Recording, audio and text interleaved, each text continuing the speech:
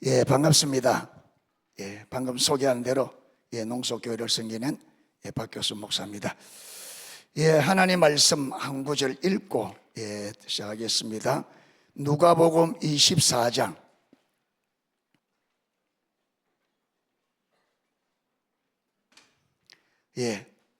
교독하도록 하겠습니다. 제가 한 읽고 여러분 한 읽고요. 제가 먼저 읽도록 하겠습니다. 이 말을 할 때에 예수께서 친히 그들 가운데 서서 이르시되 너희에게 평강이 있을지어다 하시니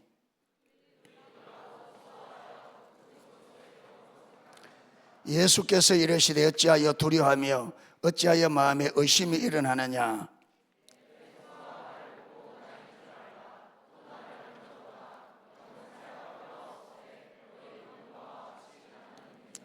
이 말씀을 하시고 손과 발을 보이시나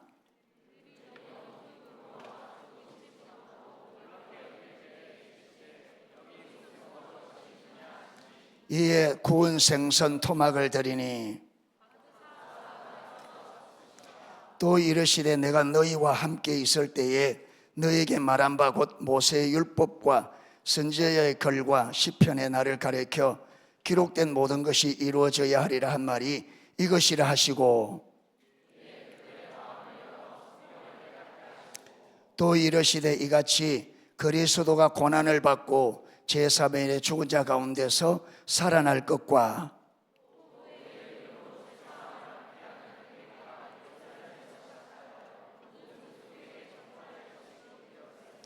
너희는 이 모든 일의 증인이라.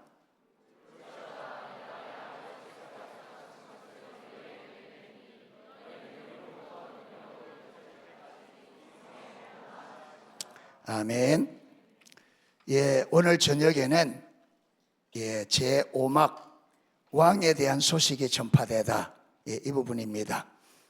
찬양을 1시간 하다 보니까 제 설교 시간이 30분 줄어들었어요. 그래서 될 수 있으면 시간 안에 맞추려 하는데 모르겠습니다. 그래서 성령님만이 최대한 한번 맞추도록 해보겠습니다. 브라인 월시 또 리처드 미들턴이라는 이 학자분들은 우리의 삶이 4가지 중요한 질문에 대한 답으로 형성된다고 그래요. 우리 한 사람 한 사람의 인생이 어떻게 형성되느냐 하면 4가지 중요한 질문에 대한 답으로 우리 인생이 형성된다고 그래요. 그런데 이 4가지 이 중요한 질문이 뭐냐 하면 우리는 어디 있는가? 자, 이 말은 우리가 사는 세상은 어떤 세상인가? 이 질문이에요. 첫 번째 질문이 우리는 어디에 있는가? 이 질문인데 우리가 사는 이 세상은 어떤 세상인가? 여러분은 이 세상을 어떤 세상으로 이해해요? 12명의 정탐꾼이 가나안 땅을 40일 동안 정탐하고 돌아왔어요. 보고를 하는데 10대 2로 딱 나눠져서 10명이 뭐라느냐 하면 하나님께서 그 조상들로부터 준 땅이고 하나님께서 출애굽기 3장에 보면 그 땅을 젖과 꿀이 흐르는 땅이라 그래요. 그런데 10명의 정탐꾼이 뭐라느냐 하면 그 땅은 거민을 삼키는 땅이라 하면서 그 땅을 악평했다 이래 나옵니다. 하나님이 그들에게 주신 젖과 꿀이 흐르는 땅이 그들 눈에는 어떤 땅이라고요? 거민을 삼키는 악평할 수밖에 없는 땅이에요. 그 다음 2사람이 그 땅을 평가하는 2사람은 그 땅은 심히 아름다운 땅이라. 똑같은 땅을 봤는데 한쪽은 거민을 삼키는 악평할 수밖에 없는 악한 땅이고 한쪽은 심히 아름다운 땅이에요. 그러면 보세요. 이게 땅의 문제예요? 보는 사람의 관점의 문제예요? 대답을 잘 하셔야 돼요. 자, 이게 땅 문제예요? 보는 사람의 관점 문제예요? 관점 문제잖아요. 이게 땅 문제 같으면 똑같은 땅을 보았으면 그 땅을 본 사람이 다 대답이 어떻게 나와야 돼요? 동일하게 나와야 돼요. 그런데 똑같은 땅을 봤는데 여러분 바라본 평가가 완전히 다르다 이 말. 그러니까 여러분 이 말이 무슨 말이냐면 우리 자신을 보도록 내가 사는 지금 내 환경, 어떤 사람은 더러운 세상, 지금 세상이 더러운 게 아니고 그 사람이 가지고 있는 관점이 더러운 거예요.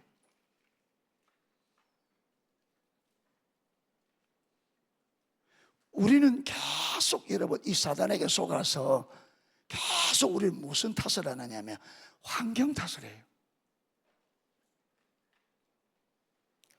하나님께서 이스라엘 백성들을 인도하여서 이끌어내어서 홍해 앞에 딱 왔습니다.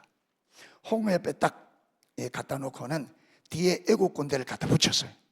앞에는 홍해가 딱 막혀 있고 뒤에는 애국 군대가 그 당시에 최정예 여러분 전차 부대가 쫓아옵니다. 이스라엘 백성들이 뭐라고 난리를 해요? 죽었다고 난리해요. 모세야 아로나, 애굽에 매장지가 없어서 우리를 여기로 데려와서 여기서 죽게 하느냐.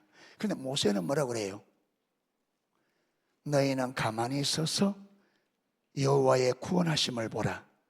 오늘 여호와께서 너희를 위하여 싸우시리니 너희가 오늘 보는 이 사람을 다시 보지 못하리라. 모세 눈에는 뭘 볼 수 있는 기회라고요? 하나님의 구원, 하나님께서 이스라엘 위해 싸우시는 하나님의 싸움을 보게 될 거다. 이스라엘 백성들은 죽었다는 거예요. 똑같은 환경인데, 똑같은 환경인데.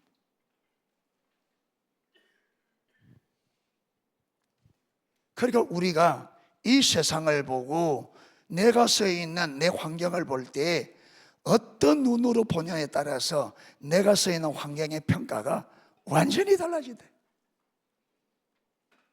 완전. 자, 그러면 우리 기독교인은 이 세상을 바라볼 때 아름다워야 돼요. 거민을 삼키는, 심히 아름다운 땅으로 봐야 돼요. 거민을 삼키는 악평할 수밖에 없는 땅이 돼야 돼요. 아름다운 땅.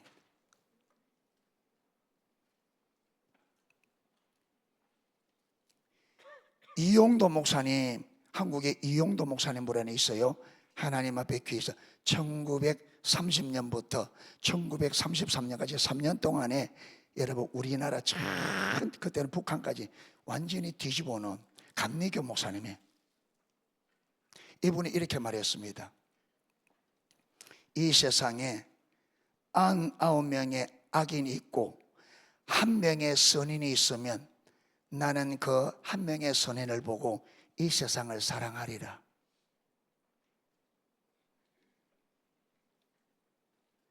그리고 한 사람에게 99가지 악한 것이 있고 그 한 사람에게 한 가지 선이 있으면 나는 그 한 가지 선을 보고 그 사람을 사랑하리라. 이게 누구 관점이에요? 누구 관점이에요? 하나님. 우리가 얼마나 죄 짓고 여기 앉아가도 죄 짓는다.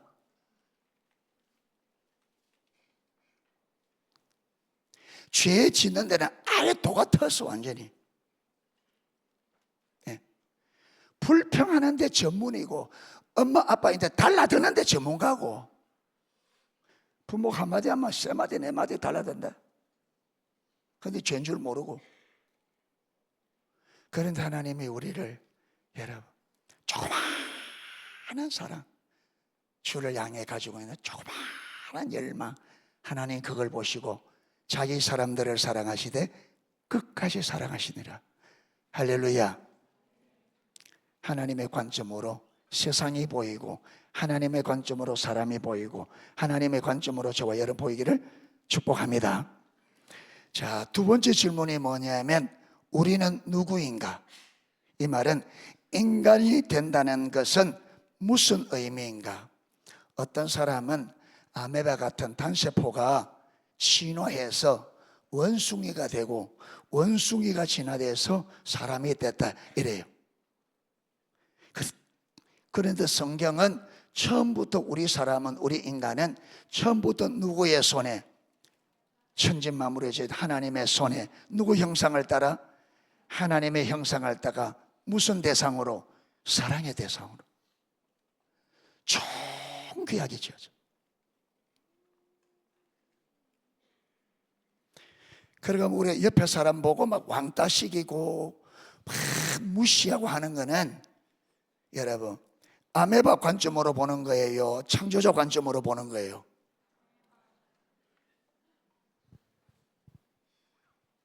옆에 사람 얼굴 못생겼다고 막 공부 못한다고 막 무시하는 이거는 누구 관점으로? 진화론 관점에서 보는 거예요. 여러분, 진화론 관점에서는 진화가 덜 돼서 머리가 나빠. 얼굴도 진화가 좀 덜 돼서.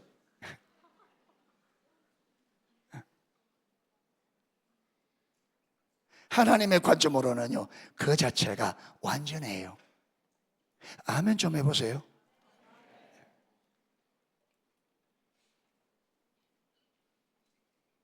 그러니까 하나님의 관점으로 보는 것과 하나님의 관점이 아닌 세상의 관점, 다른 관점으로 보면 똑같은 사람인데도 완전히 다르고, 똑같은 세상, 똑같은 환경인데도 바라볼 때 관점에 따라서 완전히 달라진다는 거예요.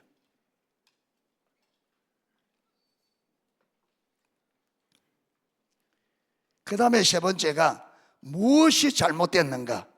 세상의 근본 문제, 우리 인간을 불행하게 만드는 근본 문제가 뭔가? 공산주의자들은, 여러분, 공산주의 지배계급 때문에 그렇다 그래요. 프로이드는요, 마음대로 성관계를 못해서 그렇다 그래요. 프로이드.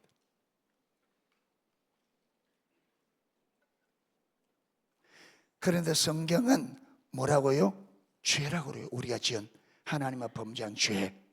자, 그러면 이 문제의 원인을 어떻게 보느냐에 따라서 뭐도 달라져요? 치료책도 완전히 달라집니다. 자, 보세요.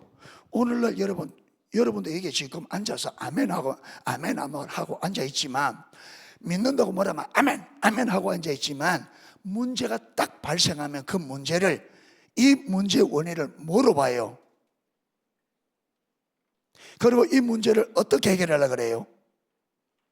여러분, 이 문제가 죄의 문제가 있다면 치료책은 예수 그리스도밖에 없습니다. 맞죠? 죄의 문제는 예수님밖에 해결이 안 돼요. 그런데 우리는 믿는다고 말하지만 문제가 오면 예수 그리스도 그분이 아닌 다른 방법으로 여러분 이 문제를 해결하려단 말이에요. 다른 방법으로. 그러면 우리가 여러분 교회 성경을 믿고 아멘 하지만 실제로 우리 인생의 문제를 다르게 보고 있는 건 문제 근원을.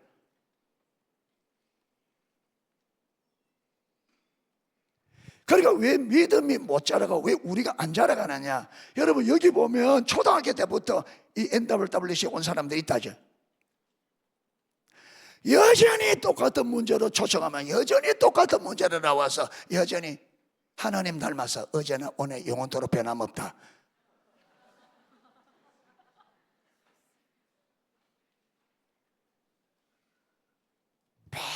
그 문제로. 지난 겨울에도 그 문제, 지난 여름에도 그 문제, 지지난 겨울에도 그 문제. 다람쥐 쳇바퀴 돌듯이 돌아간다. 왜 그러냐면 이 문제 근원을 성경의 관점으로 보지 못하니까 그래요.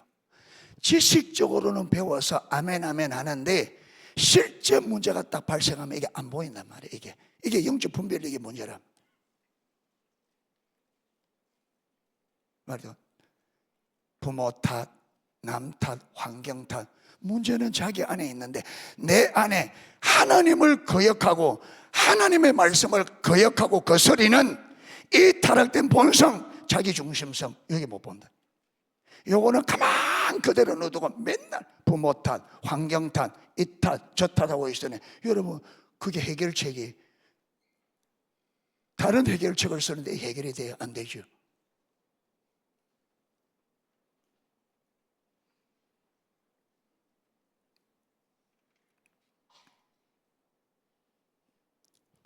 그러니까 우리 인생의 근본 문제를 무엇으로 보느냐가 그 다음에 방법도, 해결할 방법도 완전히 달라진단 말이에요. 그게 우리 기독교인은 이 해결책을, 내가 우리 인간이 저지른 죄라는 걸 보고 그 죄의 해결책은 예수 그리스도밖에 없다 이 말이에요. 그러면 이 문제를 해결하기 위해서 내가 힘쓰고 애써다고 돼야 안 돼요? 안 되죠. 어디에 엎드려져야 돼요? 해결자이신 주님이 그랬잖아요. 내가 곧 길이요 진리요, 이 길이란 말이 답이다 이 말이에요. 답. 내가 답이다. 너희 인생의 모든 문제의 답은 나다. 유일한 답이다. 내가 유일한 길이여 했으니까. 그런데 우리는 문제가 오면 어디서 찾아요? 병원에서 찾고, 은행에서 찾고, 직장에서 찾고, 다 세상 방법으로 다 찾고.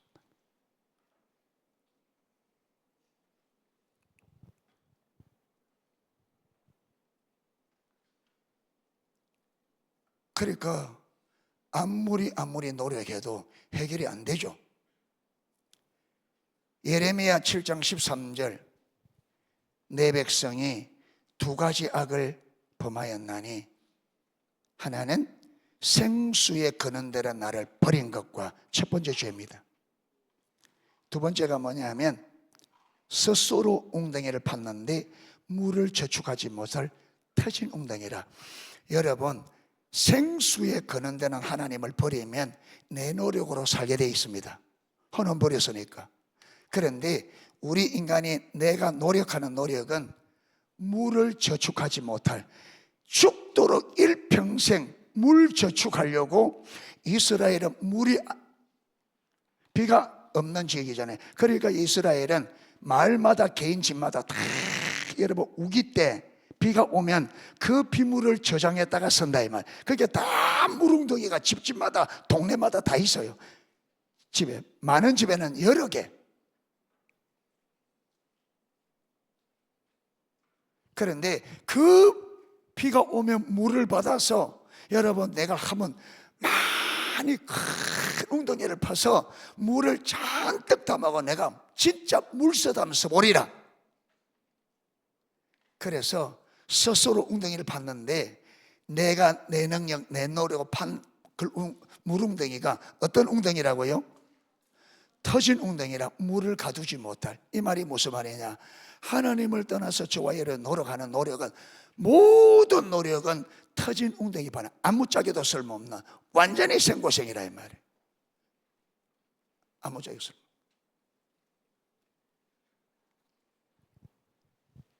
그런데 우리는 내가 열심히 하면 될 거라고 열심히 해본 결과가 돼요? 잘 돼요, 열심히 하니까.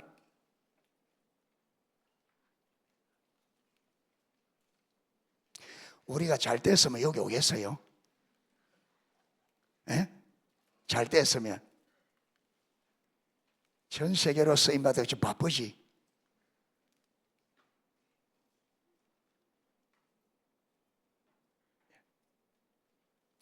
안 되니까 여기 가서 은혜라도 좀 받아봐야 되겠다. 도대체 무슨 문제인지.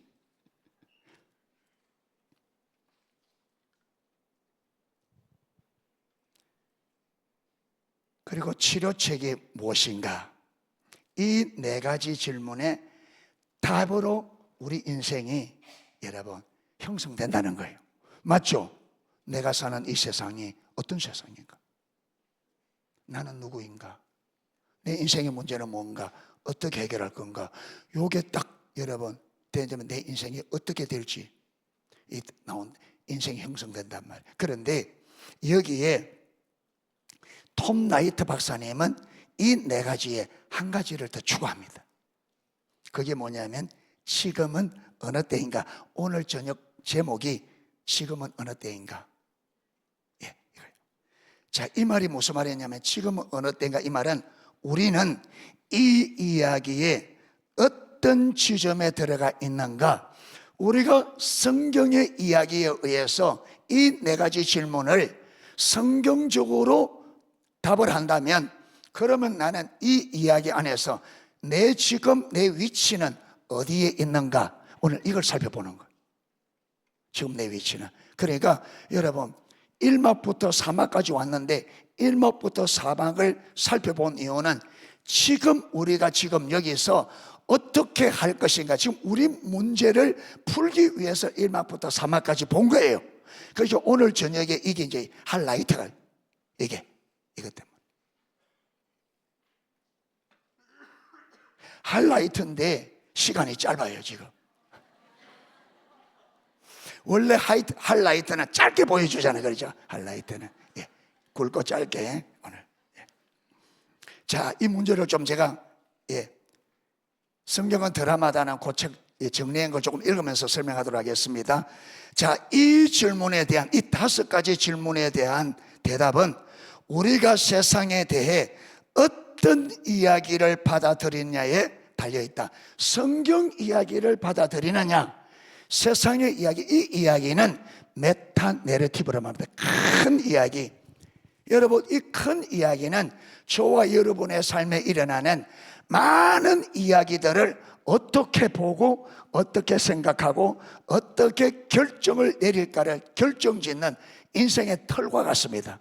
그래서 여러분, 어떤 메타 내러티브를 가지고 있느냐에 따라 그 사람의 삶이 틀이 형성됩니다.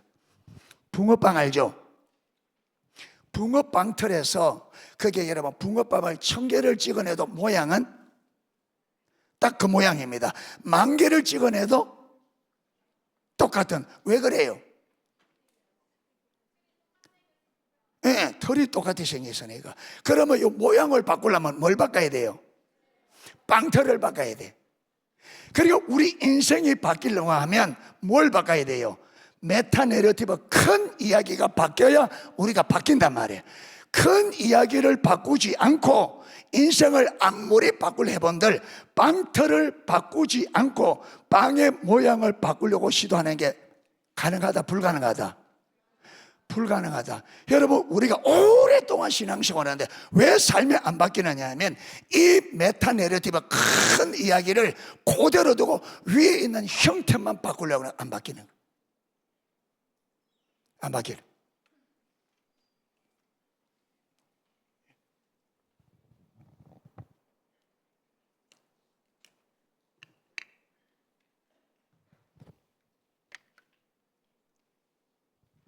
네슬리 누비긴 선교사님이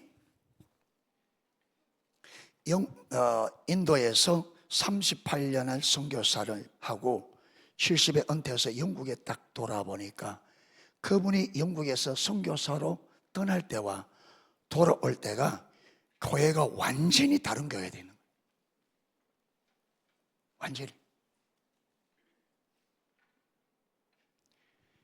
왜 그래 됐는가 보니까 여러분, 교회가 성경적 메타 내러티브 위에 교회가 세워져야 되는데 38년 동안 선교하고 오니까 이 메타 내러티브가 교회 메타 내러티브가 바뀌어버린 거예요.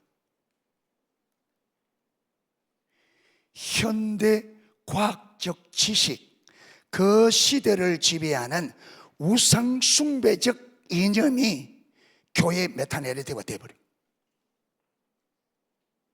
그러니까 많은 성도들은 구원의 확신을 잃어버리고 교회는 저 변두리로 밀려가서 사적인 영역을 밀려나 버리고 여러분, 인간 삶의 공적 영역에는 어떤 영향도 미치지 못하는. 그런데 이걸 여러분, 이걸 일깨우기 위해서 이 많은 저술 활동을 해요.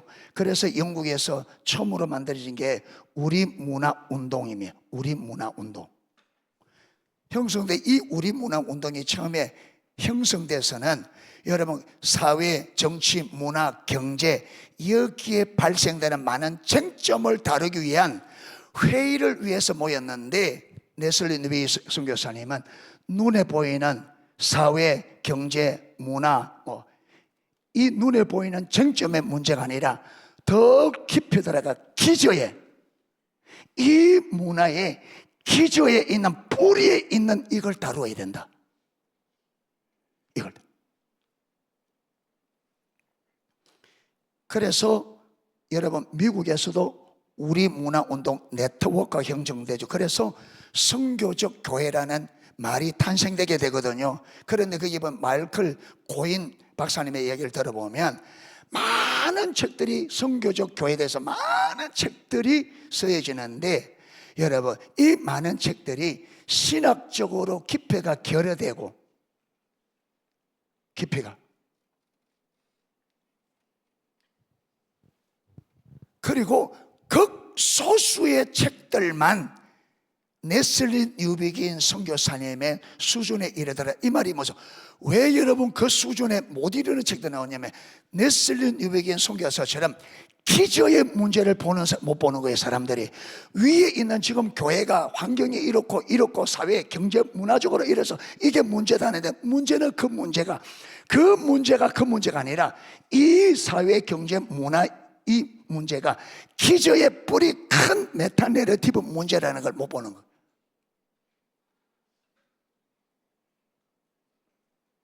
그래서 네슬리 뉴비긴 선교사님이 이 기저에 있는 쟁점, 우상숭배적인 이념, 하나님과 성경을 대처해버린 과학적 지식을 토대한 인간의 이성적 합리주의가 공적 진리로 딱 큰 이야기로. 그래서 여러분, 그래야 되니까 교회가 하나님 하지만 교회가 문제가 딱 발생하면 밑에 그 여러분 틀이 과학적 지식을 토대한 인간의 이성적 합리주의, 세상의 여러분 메타내러티브단 말이에요. 그러니까 교회 문제가 발생하면 이 문제를 어떻게 해결하느냐? 세상처럼 해결하는. 자, 성경에 여러분 교회 문제가 생기면 성경에는 일반 세상 법정에 신고해라 그랬어요? 하지 마라 그랬어요? 하지 마라 그랬어요. 교회 사람이 없느냐? 왜 교회 안의 일을? 여러분, 교회는 하나님에 관한 문제인데 이걸 세상에 하나님이 없는 사람들에게 어떻게 이 문제를 맡기고, 어떻게 세상 사람들이, 어떻게 교회 안에 있는 믿음 안에서 벌어지는 이걸 세상 사람이 어떻게 이해하고 올바로 판결을 내리겠어요? 그런데 오늘날 교회 안에 수많은 교회는 문제들이 어디서 교회 안에서 해결해서 법정으로 갑니다. 왜 그러냐? 교회 안에 있는 하나님의 백성들의 교회의 메타내러티브가 성경이 아니라 세상의 메타내러티브 똑같이 되어 있는 거예요. 여러분, 이런 상태인데 목회자가 설교 좀 잘한다고, 잘 가르친다고 될 것 같아요? 삶의 뿌리에 있는 삶의 틀을 결정하는 기저의 우상숭배적인 이념은 가만 그대로 두고 교회에서 말씀 이래 전한다고 바뀔 것 같아요?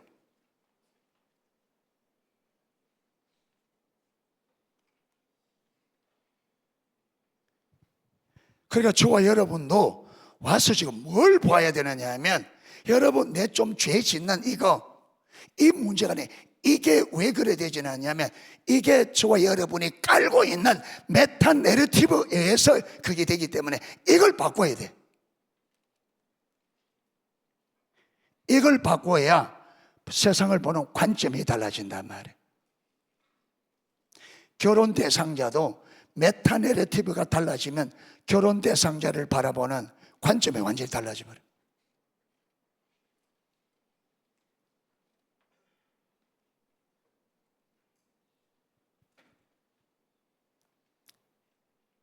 창세기 6장 보면 하나님의 아들들이 세상의 딸들의 아름다움을 보고 자기들이 좋아하는 자도로 여러분 아내를 삼았다. 그러니까 여러분, 노아 때는 하나님의 아들들이 하나님께서 이 땅 구원을 위해서 선택된 이 백성들이 메타내러티브가 바뀌어버린 거예요. 생사사람과 똑같이. 그래 되니까 오늘 김태주 목사님 말씀하셨나요? 예, 학자들이 유대 그 기록에는 노아가 배를 몇 년 만들었다? 그러니까 노아가 하나님의 계시를 받고 배를 만드는데 어마어마한 배를 120종을 만드는데 사람들은 그걸 보고도 깨달아요, 못 깨달아요? 못 깨닫습니다. 왜 그래요? 노아가 가지고 있는 메타내러티브와 이 사람들이 가지고 있는 메타내러티브와 전혀 다른, 이 사람들 눈에는 노아가 짓는 이게 전혀 이해가 안 돼. 그들이 볼 때는 노아의 짓이 무슨 짓이라고요? 미친 짓이에요. 물어볼 것도 저는 정상이 아니다. 미친 사람이다. 그래 돼버려. 그러니까 세상의 메타 내러티브를 가지고 있는 사람이 성경적인 방법, 여러분 성경적인 믿음의 길을 보면 그거는 정상이 아니라 미친 길이에요. 그거는 죽는다. 그러니까 절대로 세상의 메타 내러티브를 가지고 있는 사람은 절대로 성경대로 못 가요. 이거는 질적으로 완전히 다른 관점이고 완전히 다른 길이에요.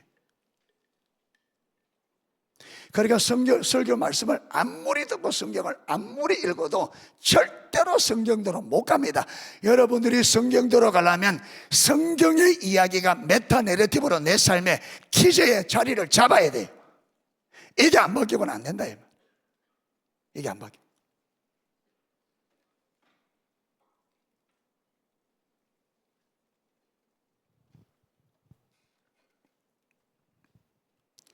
그래서 이 네 가지 질문에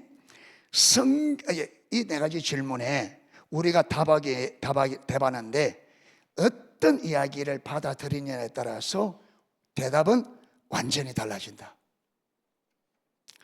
자, 성경 이야기가 우리 삶 전체의 기초가 되어야 한다면 우리가 이 5가지 근본적인 질문에 대한 대답을 찾아야 하는 곳은 바로 이곳이다. 바로 여기다. 이 뭐냐면 성경이다.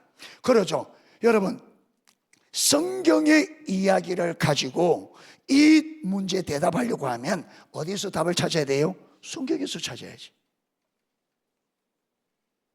그런데 성경 많이 읽어요? 잘 안 읽어요? 잘 안 읽어요. 바로 머리 흔드네요.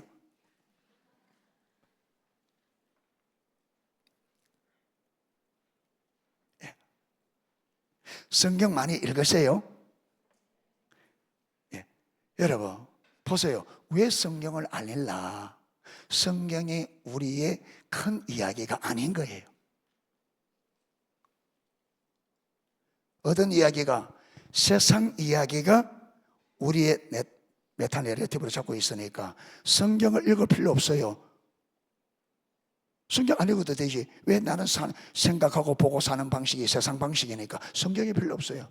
성경 안 읽는데 그냥 알리는 게 아니고 이 메타 내러티브에 의해서 안 읽는 거예요. 왜 기도 안 하느냐? 그냥 안 하는 게 아니고 성경 그냥 안 하는 거. 왜 여러분 신앙의 문제를 왜 고민 안 하냐? 고민 안 하죠. 왜? 내가 여기 있는 내 인생의 틀을 결정하는 게 다른 이야기야.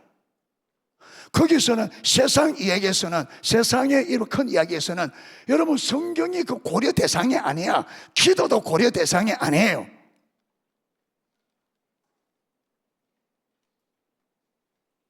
고려 대상이야.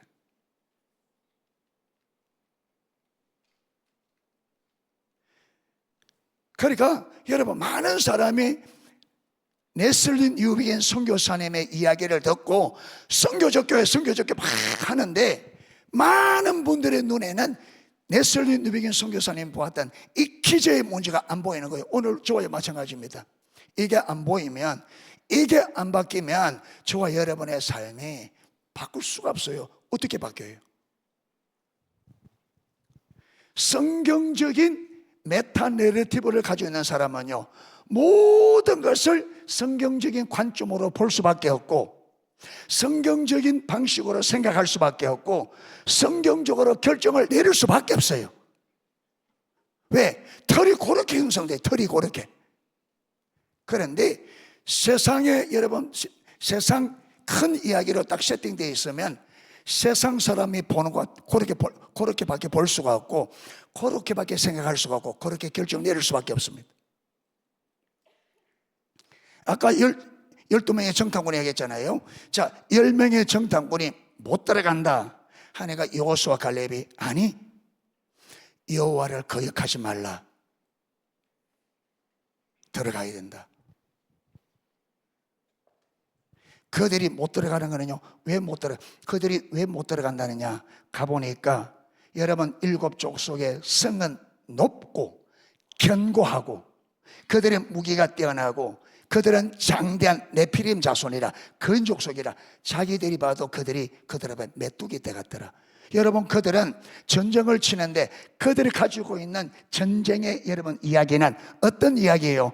완전히 세상 이야기입니다. 그렇죠? 전쟁에서 승리하려면 무엇이 결정이 된다? 군사력, 방어력. 그들의 말에는, 그들의 말 한마디 한마디에는 전능하신 하나님을 전제한 생각이나 말이 단 하나도 없어요. 왜? 그들은 세상 내러티브를 가지고 있기 때문에 그렇게 생각할 수가 없어요.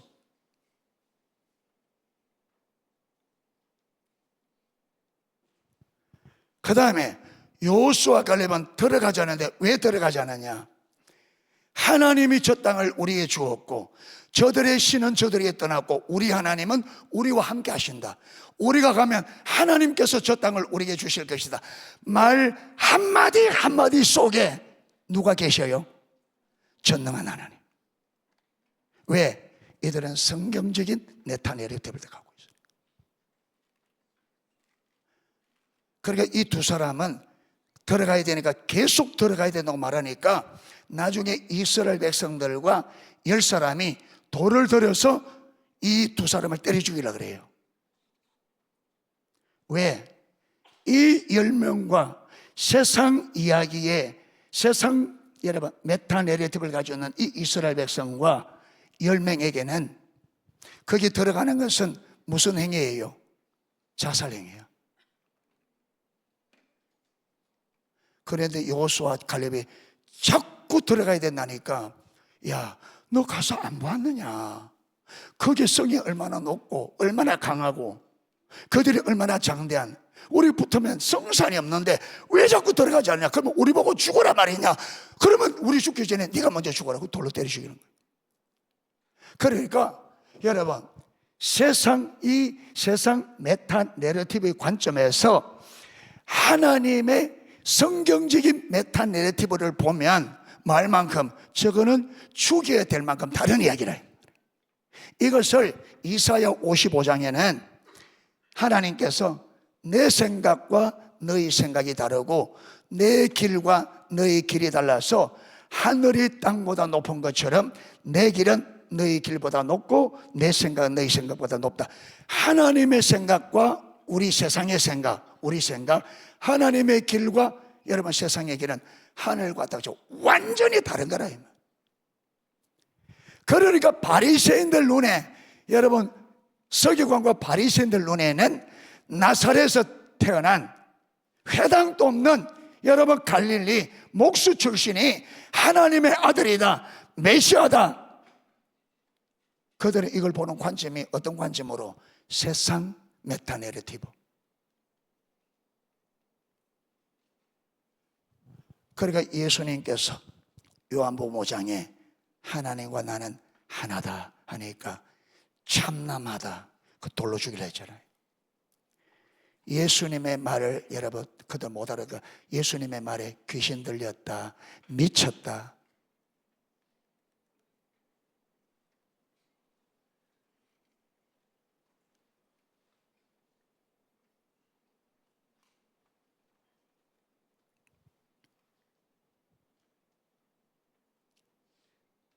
자, 톰 나이트는 어떻게 이야기로서의 성경이 진정으로 우리 삶에 궁극적인 권위를 가질 수 있는지 보여주는 유용한 그림을 제시한다. 자, 이제 여러분 우리가 아까 우리는 이 이야기에 어떤 지점에 들어가는가, 이걸 톰 나이트 박사님은 잘 이해할 수 있도록 이 셰익스피어의 희곡의 이 대본을 가지고 설명을 해요. 비유를 해서. 자, 여기 보면 그는 잃어버렸던 셰익스피어의 희곡 원고가 어쩌다 발견됐다고 상상하자.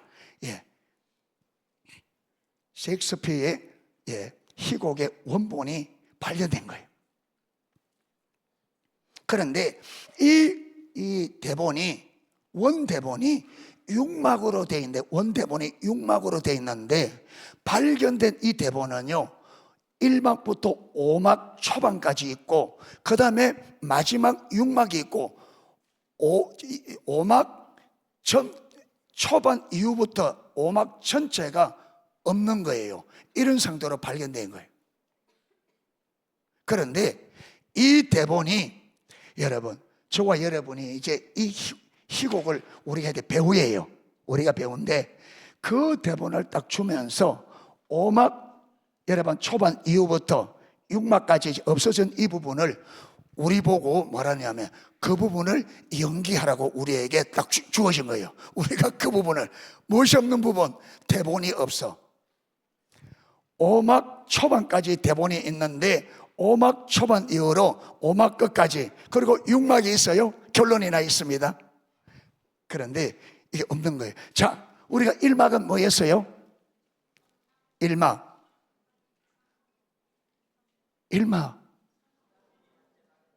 아이고, 창조해버리면 안 돼. 긴 건 이야기해야지. 예, 하나님이 자기의 나라를 세우다. 예, 하나님이 왕이 자기 나라를 세우시다. 자기 세웠는데 2막 반역이라는, 반역이 뭐예요? 바로 하나님께서 하나님의 나라를 세웠는데 반역이 일어난 거예요. 그래서 하나님의 나라를 어떻게 된 거예요? 반역자에게 다 뺏겨버린 거예요. 하나님 나라가. 그런데 하나님이 3막, 뭐예요? 3막 왕이 이스라엘을 선택하시다. 이 뭐 시작이다? 자, 구속이 뭐냐면 반역자에게 뺏겨버린 그 하나님의 나라를 마는 거예요. 많은 거 빨리빨리 이야기해 줘야, 지금 시간이 급해. 지금 빨리빨리 이야기해, 빨리 끝납니다. 예. 예. 그러니까 이스라엘을 택한 목적이 무슨 시작이다? 구속의 시작. 구속이 뭐예요? 구속, 하나님의 뺏겨버린 나라를 마는 거, 되찾는 거. 여러분, 나라를 되찾는다는 말은 왕의 뭘 되찾는다는 거예요?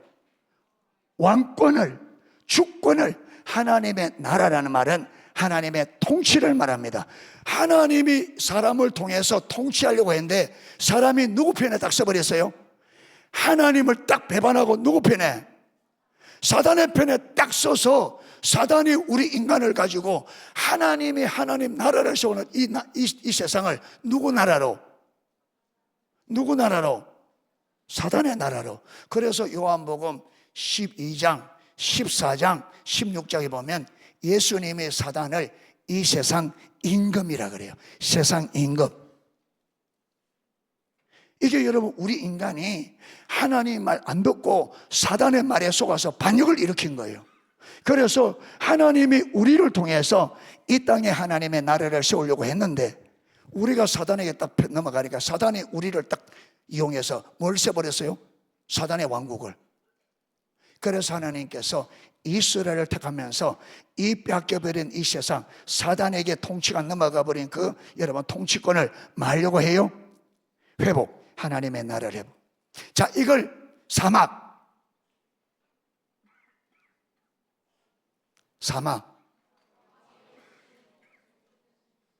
예, 왕의 오심. 이 뭐예요?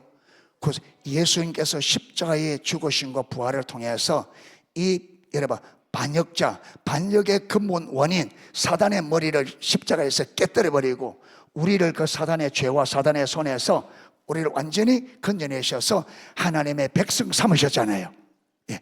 그래서 이제 이 여러분 하나님의 백성 삼으신 우리를 통해서 이제 뭘 하려고 그런 거예요? 이 세상에 하나님의 통치를 다 어디까지? 열방까지.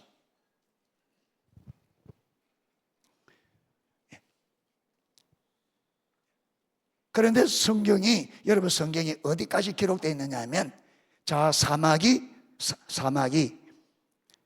왕의 오심, 구속의 성취가 되었죠.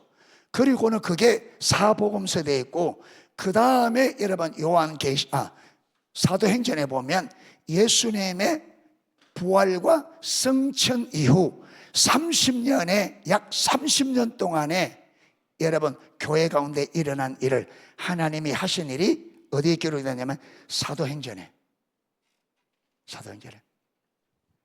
그리고 사도행전이 끝나면서 그 이후부터 지금까지 하나님께서 우리에게 성경을 주셨어요, 안 주셨어요? 사도행전으로 그치요. 여러분, 그 모든, 그 뒤에 모든 것은 사도행전 그 기간에, 그 역사 안에 다 기록됩니다. 아멘. 그리고 마지막 AD 90년에 요한계시록, 왕의 귀한 구원의 완성, 그게 요한계시록으로 남아있고 또 요래되어 있단 말이에요. 그러니까 지금 우리는 여기서 그러면 우리가 어떻게 삶을 살아야 되냐? 아까 처음 질문, 우리는 이 이야기에 어떤 지점에 들어가야 되는가? 이 막에서 그 우리가 해야 될 역할이 뭐냐면, 사도행전 이후로 주님 다시 오실 때까지 이 시대에 누가 저와 여러분이 살고 있는 거예요. 그러면 여기서 우리가 어떻게 사는 것이 하나님의 백성으로서의 올바른 삶인가, 이걸 살아야 되는데, 그런데 이게 우리 대본이 없어.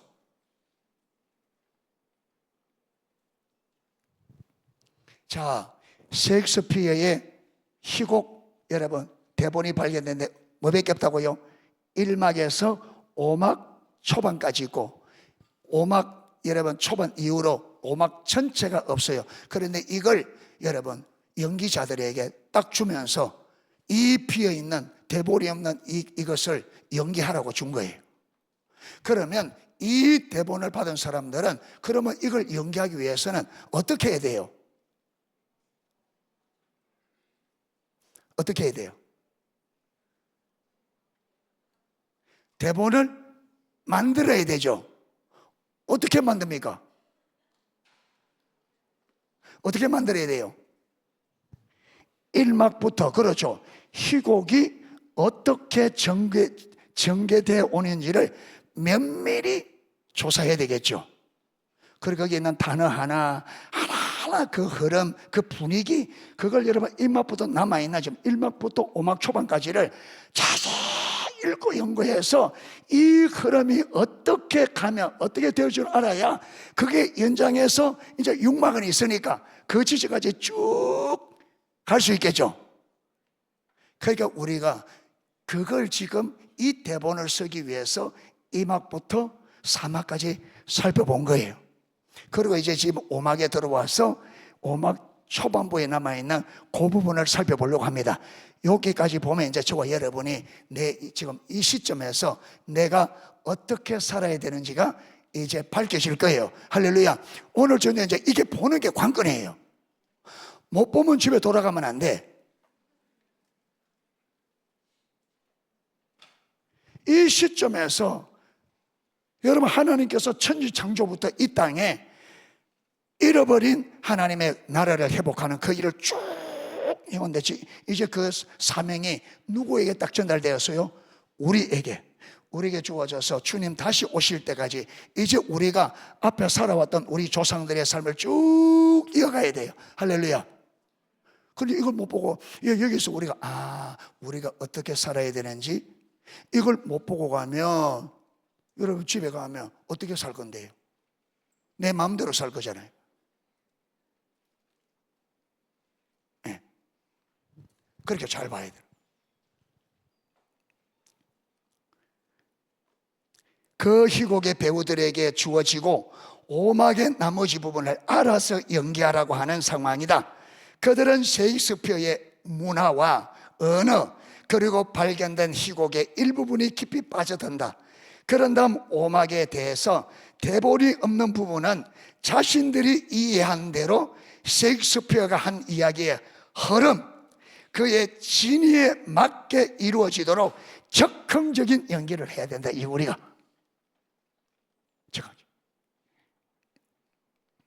이런 식으로 이들은 그 연극의 저자가 대본의 마지막에 제시한 결론을 향하여 나가도록 한다. 자, 이런 식으로 우리는 성경의 권위가 지금 우리의 삶을 어떻게 인도할 수 있는지에 대해 도움을 받을 수 있습니다. 우리는 성경의 드라마, 구속 드라마 거의 5막까지 펼쳐진 것을 보았습니다. 자, 이제 이 지점까지 이야기의 흐름이 주어졌고, 1막부터 천지 창조부터 5막 사도행전까지 여러분 이 역사에 하나님께서 어떻게 해 오셨는지를 쭉 우리가 살펴보았습니다. 예. 특히 우리가 예수님의 사명과 초대교회 이야기를 다룬 오막의 다음 부분을 연기하라는 부탁을 받았다면 우리 그리스도인은 오늘 삶을 어떻게 살아야 하는가? 어떻게? 이 삶을 우리가 어떤 삶을 살아야 되는지가 저와 여러분에게 선명하게 이 시간 보여줄 수 있기를 축복합니다. 자, 하나님의 구속, 선교의 사역의 목적은, 하나님의 구속의 목적은 죄의 영향력 아래 있는 창조 세계를 원래 의도하셨던 대로 회복, 갱신하는 거다. 하나님의 구속의 목적은 하나님께서 천지와 만물을 지으실 때 원래 의도하셨던 그 뜻을 많은 것 회복, 갱신하는 게 구속의 목적이에요. 하나님은 저와 여러분을 그저 예수 믿고 구원받아서 천국 가는 게 아니라 우리를 창조하실 때 그때 세우셨던 하나님의 의도, 그리고 천지 만물을 창조할 때 천지 만물 전체에 향한 하나님의 의도가 원래 의도하셨던 대로 회복, 갱신시키는 것이 하나님의 구속의 목적이다. 그래서 하나님의 구속의 목적은 이 피조세계 전체가 하나님이 원래 의도대로 뭐하는 것, 회복, 갱신하는 게 하나님의 구속의 목적이에요. 아멘. 그게 나 하나 예수 믿어도 되는 게 아니고, 나 하나 잘 된다고 되는 게 아니고, 하나님은 여러분 사람만 하더라도 열방까지, 온 열방이 하나님과 친밀한 사랑의 관계 가운데 돌아오는 게 하나님의 인류를 향한 구속의 목적이에요. 할렐루야. 나 하나 좋은 직장에 들어가고 나 하나 인생 잘 풀어진다고 이만하면 됐지 하고 여러분 하나님의 뜻 그게 관심 없이 한다면 전혀 하나님의 의도를 모르는 사람이에요. 내가 은혜를 받고 내 삶이 잘 될수록 더욱더 내 옆에 있는 내 친구는, 나의 직장 동료는, 저들은 어찌하냐? 요즘 목사님 초창기 때 계속 외국으로 외국에 기도하게 하니까 목사님 마음에 우리 대한민국도 중요한데, 그래서 여러분 대한민국으로 기도하려면 하나님 하시는 말씀이, 그러면 저들은 어떡하고? 하나님의 마음은 언제나 하나만 열방입니다. 아멘. 하나님의 마음에는 열방입니다. 열방이 열방이 그분의 의도대로 회복될 때까지는 하나님이 쉴 수도 없고 주무실 수도 없고 하나님이 멈출 수도 없고. 그러면 예수님은 아버지가 일하시니 누구도 나도, 그럼 저와 여러분은 하나님은 일하든지 말든지, 하나님은 바빠 죽든지 말든지 나만 편안하면 돼요?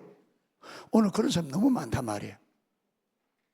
교회 바빠 죽겠는데 자기는 커피점에 가서 커피 마시면서 사진 하나 찍어 올리고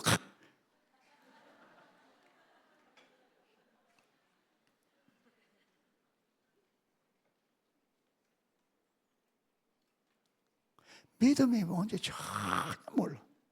믿음이 뭔지 자기밖에 몰라.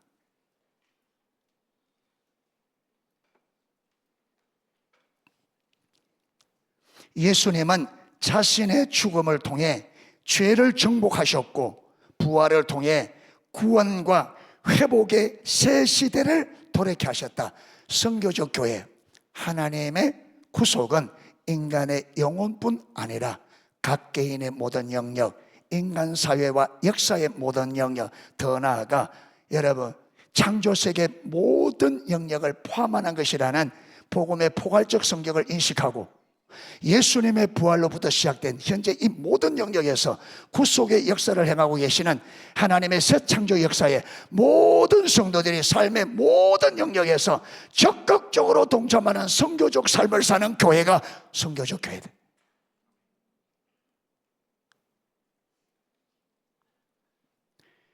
예수님의 부활로부터 시작된 현재 이 모든 영역에서 구속의 역사를 행하고 계시는 하나님의 새 창조, 하나님의 새 창조 역사가 뭐예요? 여러분, 모든 하나님이 창조한 모든 피조세계에서 이 구속의 역사를 하고 계시는 그 일이 지금 새 창조 역사라 이 말.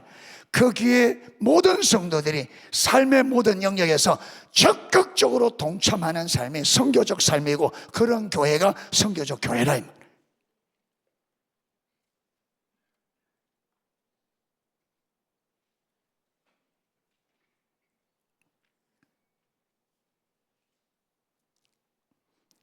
예수님의 초림과 재림 사이에 있는 이 중간기, 하늘에 오르신 그리스도와 성령교회가 선교를 담당하는 시기다. 자, 우리가 사는 이 시기가 뭐라고요?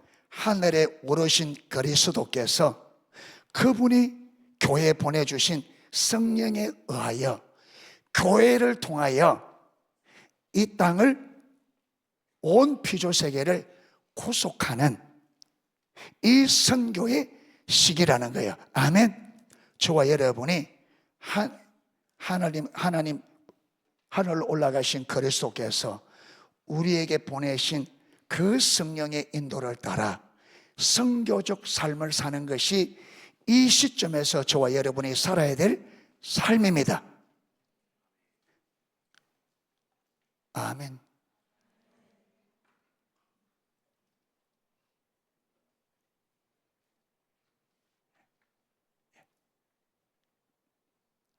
너무 유치해서 아멘 안 하는 거예요. 너무 빨리 들어와서 그러는 거예요. 넘어가겠습니다. 질문 잘못했습니다.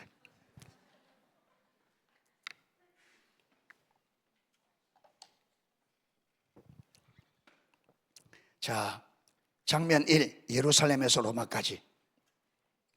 누가는 사복음서 저자들 중 예수님의 죽음과 부활 이후의 이야기를 전한 유일한 사람입니다. 여러분, 누가가 오막의 초반을 기록한 유일한 저자라 그래요. 오막 초반을 쓴. 그래서 이 사도행전을 중심으로 해서 오막 초반부를 살펴보려고 합니다. 아멘.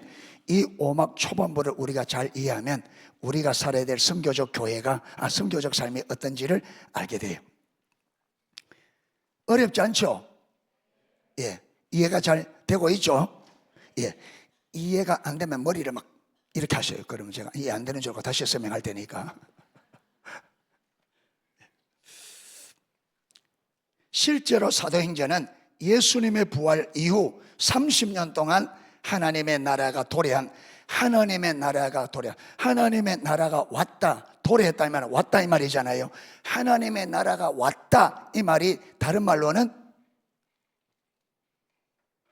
하나님의 통치가 왔다. 그래서 마태복음 12장에 보면 내가 성령으로 말미암아 귀신을 쫓아내는 것이면 하나님의 나라가 너희 가운데 임하였느니라. 그러니까 하나님의 통치가 오니까 누구는 가야 돼요? 사단의 통치는 가야 돼. 아멘. 빛이 오면 무엇이 가야 되듯이 어둠이 가야 되듯이. 그러니까 하나님의 통치가 왜 하나님의 통치가 오면 사단은 가야 되느냐 하면 하나님의 통치가 사단의 통치보다 뭐하다? 강하죠. 그러니까 예수님께서는 이미 십자가의 죽으심과 부활을 통해서 여러분 이 땅에 임금 행시하는 사단의 머리를 완전히 작사를 내고, 그렇죠, 그가 통치하는 아담이 넘겨주었던 이 세상을 땅에서 통치권을 예수님께서 회수, 그래서 사단을 무력화. 사단은 이제 여러분, 사단은 힘없어요. 속지 마세요. 뱀의 머리 딱 깨지면요, 뱀이 막 머리 깨지면 뱀 잡아도 막 손을 찡찡 감거든요. 그러면 거기 속아서 생각 없는 여자들 이러는데 머리 깨졌다니까.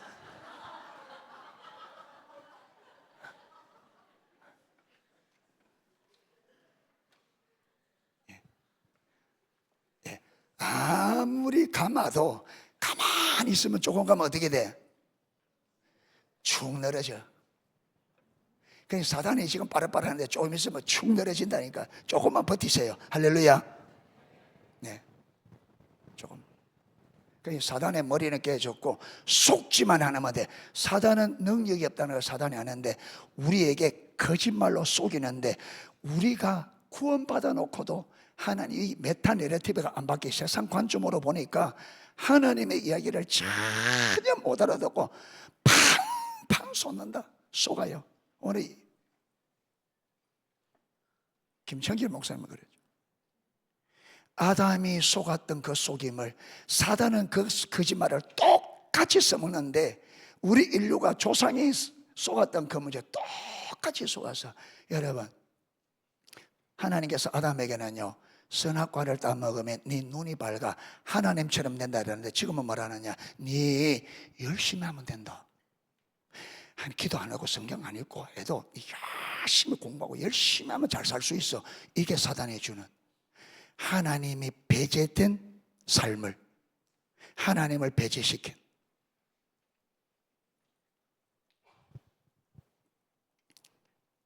완전한 진리, 낸시 피어스 여사가 썼잖아요. 거기 보면 진화론 자들이 쭉 하면서, 진화론 자들의 목적은요, 진화론이 진짜냐 가짜냐 그게 관심 있는 게 아닙니다.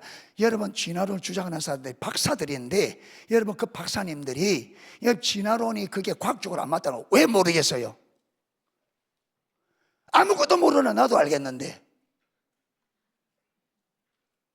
그들은 진화론이 진짜냐, 이게 중요한 게, 진화론의 목적이 뭐냐면 하나님이 이 인류 역사에 발을 들이지 못하게 하는 게 진화론의 목적이에요. 하나님이 인류 역사에 개입하지 못하도록 하는 게 진화론의 목적이라니까. 하나님의 창조를 부인하고, 여러분 이 세상이 우연히 발생해서 우연히 진화해 간다, 발전해 간다, 그럼 하나님이 개입할 여지가 없잖아요. 그 진화론의 목적은 이게 진짜냐 참이냐 그 문제가 아니고, 저들의 목적은 창조자 하나님이, 이 세상 만물을 창조한 창조자 하나님이 이 역사에 발을 못 뜨도록 하는 게 그들이야. 여러분, 사단의 하는 일은 하나님이 저와 여러분의 삶에 발을 못 뜨도록 하는 게 사단의 거짓말의 목적이다. 하나님이 내 삶에 발을 못 뜨도록 하는 게. 그에 속아서 어떤 문제도 하나님은 개입하려고, 우리 삶에 개입해서 하나님이 주라는 것, 주인이라는 것을 경험시켜 주려고 문제를 주는데, 우리는 이 문제를 세상의 메타 내러티브에 의해서 생각하고 하니까 하나님 없이 해결책을 꿈꾼다 이 말이에요. 그래서 절대로 하나님이, 그래서 여러분, 세상 메타 내러티브는 사단으로 본 거단 말이에요. 이 메타 내러티브의 목적은 하나님이 우리 인생의 삶 속에 개입하지 못하도록 하는 게 목적이라 이 말이에요. 거기에 들어있으니까 성경 안 읽고 기도 안 읽고 문제 오면 하나님께 의지 안 하고 세상 방법으로 다 풀어버린다.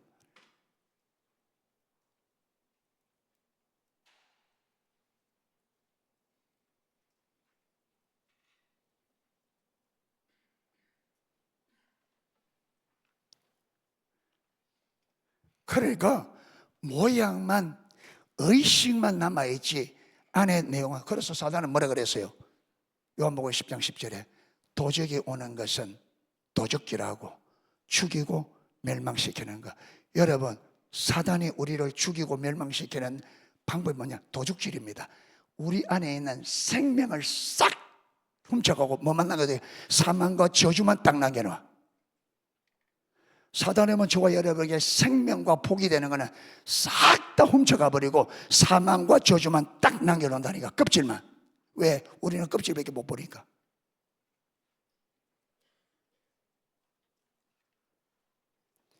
그런데 여러분, 이 껍질이 신앙이고 이 껍질이 인생이라고 철석같이 믿고 완전히 거짓말쟁이에게 예수님께서 사단을 요한복음 8장 44절에 너희는 너희 아비 마귀에서 났으니 너희 아비의 행사를 너희도 행하고자 하느니라. 그는 처음부터 살인한 자요 진리가 없으므로 거짓을 말할 때마다 제 것으로 말하나니 저는 거짓말쟁이요 거짓의 아비가 됨이라. 사단의 주특기는 거짓말입니다. 그런데 그 거짓말에, 그 새빨간 성경적인 관점으로 보면 말도 안 되는 거짓말에 우리가 성경적인 메타 내러티브가 없으니까 크기 분별이 안 되고 새빨간 거짓말에 완전히 속아서 딱 껍데기만 남아있는 안에 생명과 복은 아무것도 없는데. 근데 우리가 속아서 살아.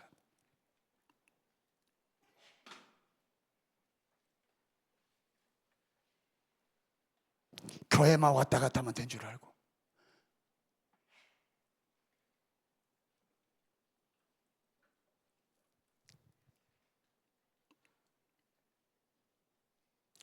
누가의 이 두 번째 책은 예수님이 아버지께로 돌아가신 이후에도 행하고 가르치는 사역을 계속하신 것에 대한 내용입니다. 이제 하늘에 오르신 그리스도는 그분의 사역을 땅끝까지 확장하신다. 자, 예수님께서 예수님께서 구원을 마시고 성취하시고 하늘로 올라갔습니다. 하늘로 올라가신 그 예수님은 여러분, 그분의 약속대로 뭘 약속하셨어요? 성령님을. 그래서 하늘 오르신 그 예수님이 보내신 성령을 통해서 이제 여러분 그분의 사역을 어디까지? 땅끝까지 확장하려고 하는 거예요. 복음 이야기 2부는 사도행전은 하늘에 오르신 그리스도가 그분의 영을 통하여 교회에 구원을 주시고, 자, 하늘에 오르신 그리스도께서 성령을 통해서 교회에 뭘 주시고? 구원을 주시고. 여러분, 하나님께서 아브라함을 부르셔서 아브라함을 통해서 말라 그래요. 열방이 복을 받게 하려고 그러죠. 그런데 열방이 복 받기 전에 아브라함이 먼저 뭘 받아야 된다? 네가 먼저 복이 돼야 된다. 이 순서거든요. 그러니까 하나님께서는 교회를 세우시고 이 교회에 성령으로 구원을 주시고, 구원받은 이 교회를 통해서 열방을 구속하는 것이 하나님의 구원 프로젝트입니다. 할렐루야. 그럼 먼저 우리가 구원받아요. 그래서 성령을 통해서 교회에 구원을 주시고, 교회를 통해서 전 세계에 구원을 주시는 구속의 역사, 구원을 주시는 선교를 계속해서 수행하시는 그에 대해서 다룹니다. 사도행전은. 자, 그리스도가 하나님 우편에 올라가시다. 첫 번째로 그리스도가 하나님 우편에 올라가시다. 사도행전 서두에는 부활하신 그리스도는 40일 동안 제자들에게 나타나셔서 하나님 나라와 성령이 임하시는 것에 대해 많은 이야기를 하십니다. 자, 예수님께서 부활하신 후에 이 땅에 며칠 머물렀다 그랬죠? 40일. 그 다음에 제자들에게 몇 번 나타났다 그랬죠? 예? 예? 3번?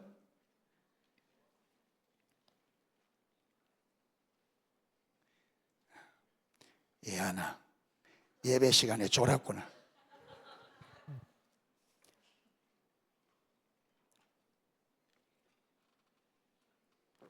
열한 번. 자, 보세요. 왜 40일이냐? 40일이 중요한 게 아니고 11번 숫자가 중요한 게 아니고, 여러분 11번을 보이는데 40일이 걸렸습니다. 왜 11번이냐? 여러분 아까 누가복음 그 읽었잖아요. 거기 보면 46절에 보면 또 이르시되 이같이 그리스도가 고난을 받고 제3일에 죽은 자 가운데서 살아날 것과 또 그의 이름으로 죄의 사함을 받게 하는 회개가 예루살렘에서 시작하여 모든 족속에게 전파될 것이 기록되었으니 너희는, 여러분 이 너희는 핵심 사람들이 사도들입니다. 그랬죠. 가룟 유다가 빠진 11사람의 예수님의 제자. 그들은 이 11제자는 뭐로 세워졌어요? 예수님의 고난과 부활의 의미를 전해야 될 증인들입니다. 여러분, 증인에게 가장 핵심이 뭐예요? 증인에게 핵심.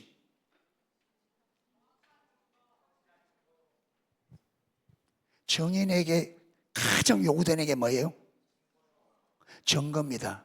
증거인데 어떤 증거? 어리버리한 증거? 증거가 어리버리하면 증거가 안 돼요. 증거가 되려면 어떻게 돼요? 증거가 확실해야 돼. 그래 안 그래요? 자, 예수님의 제자들이 지금 예수님께서 그리스도가 고난을 받고 제3일에 죽은 자 가운데서 살아날 것과 그의 이름으로 죄 사함을 받게 하는 회개가 예루살렘부터 시작하여 온 족속에게, 여러분, 예수님의 십자가의 죽으심과 부활을 통해서 성취된 이 구속이 어디까지? 모든 족속에 전파되어야 되는데 너희가 그 일의 정인이라. 그러면 이 예수님의 제자, 이 정예는 무엇이 분명해야 되느냐 하면 예수님의 십자가에 죽으시고 부활이 뭐해야 돼요? 확실해야 되고 그분의 부활로 구원이 성취됐다는 거예요. 구원이 이루어졌다. 확실해야 돼. 아멘. 예. 예수님께서 40일 동안 11차례 보인 것은 이 제자들이 정인으로 설 제자들이 그 예수님의 부활을 확실하게 믿을 때까지 보인 거예요. 왜? 이들은 예수님의 부활을 증거해야 될 정인들이기 때문에. 여러분, 왜 이들이 확실한 증거가 되어야 되느냐? 왜 확실한 증거가 되어야 되느냐? 왜 확실한 부활에 대한 확신, 구속에 대한 확신. 예수님의 부활은 무엇과 밀접하게 연결되느냐 하면 예수님이 죽으심과 부활을 통해서 여러분 포괄적 구속을 이루신 구속자 주 되심과 예수님의 부활과 예수님의 주 되심이 깊은 관련이 되어 있습니다. 아멘. 그러니까 예수님의 부활이 분명해야 되는 이유는 예수님, 여러분, 이 모든 피조 세계를 구속하신 포괄적 구속자 주라는 예수님이 주님이시는 이것과 깊은 관련이기 때문에 부활이 확실해야 예수님의 주 되심도 확실하게 됩니다. 왜 예수님께서 여러분 믿지 못하는 제자들에게 일일이 찾아다니면서 그들이 반드시 부활을 믿도록 했느냐 하면 이 부활이 믿어져야 예수님의 구속자 주 되심을 믿을 수가 있습니다. 아멘. 예수님이 이렇게 하는 데는 이유가 있습니다. 이유 없이 40일 동안 계시면서 이유 없이 11차례나 제자들 찾아다니면서 여러분 믿지 못하는 제자들에게 온갖 수단과 방법을 다해서 만져봐라, 손 넣어봐라, 그 앞에서 먹어 보이고 믿지 못하는 것, 의심하는 그들에게 주의 의심이 없도록 온갖 방법을 다해서 제자들이 믿도록 만들었습니다. 제자들이 예수님의 부활을 믿은 것은 예수님의 작품이었습니다. 예수님의 여러분 노력의 덕이었습니다. 제자들이 뛰어나서가 아니에요. 왜 그러냐? 이유가 있습니다. 자,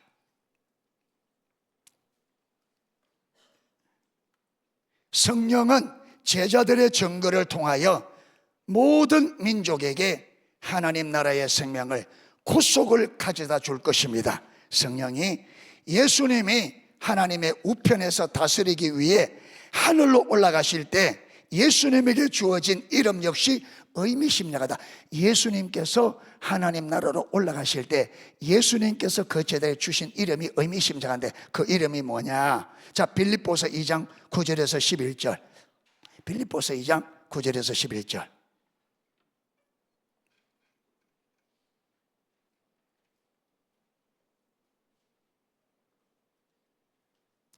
예, 이거는 제가 그걸 성경 구절 안 드려서 나왔습니까? 예, 9절에서 11절 같이 한번 읽겠습니다.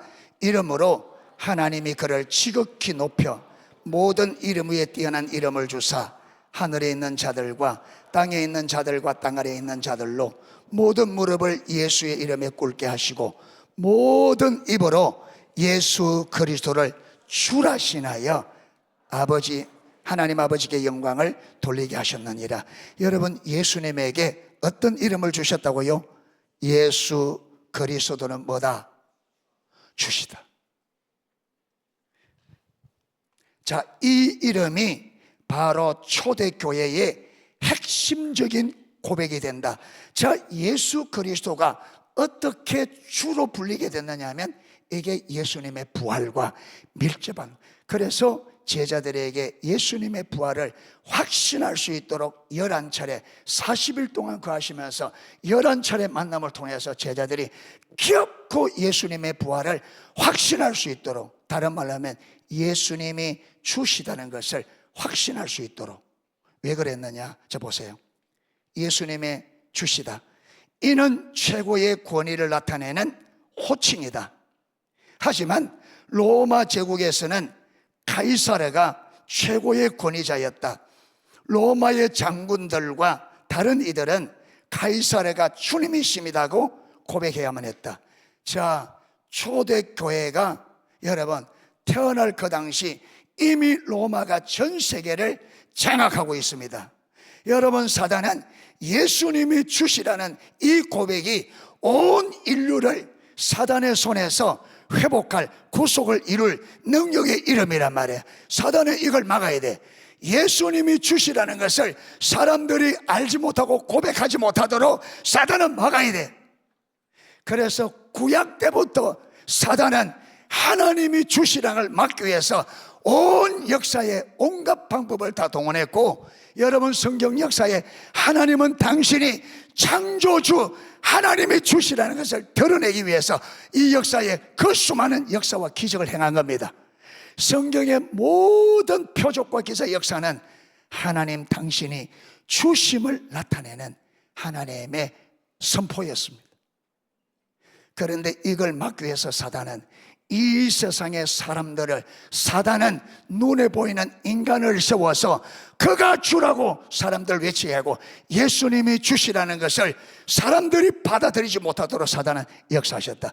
이미 예수님이 주시라는 것을 여러분 선포되기 전에 사단은 이미 알고 이걸 막기 위해서 로마의 케사르를 세워서 이 케사르가 온 우주에 적법한 주, 이 땅의 평화를 가져온 유일한 적법한 주시라고 여러분 외치겠습니다. 그래서 모든 로마 영토 아래 있는 모든 자들에게 케사르를 주로 고백하고 그에게 여러분 경배하도록 했다. 그런데 지금 생겨나는 이 교회가 여러분 이 어마어마한 로마의 세력을 어떻게 해야 돼요? 둘러 엎어야 돼요.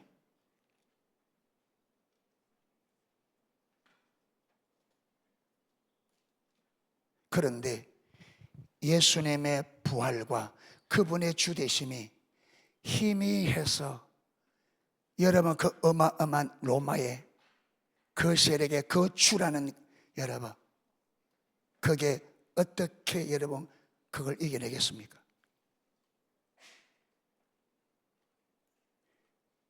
벌써 하나님은 미약한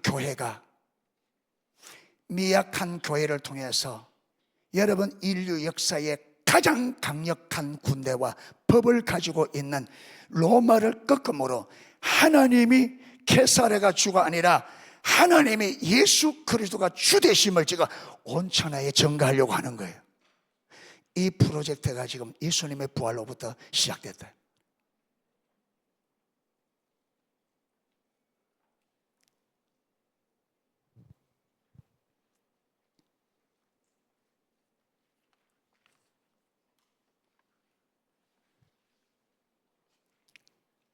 하지만 초기 그리스도인들은 그렇게 말할 수 없었다. 케사르가 주라고 말할 수 없었다.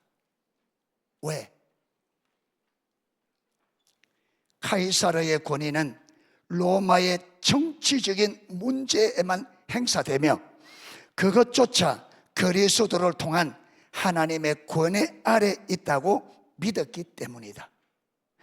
온 땅을 다스리는 주님은 카이사르가 아니라 예수님이었다. 이게 초대교회 신앙 고백이었습니다.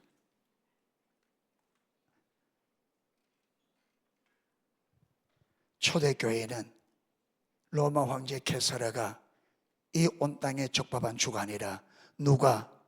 나사렛 예수.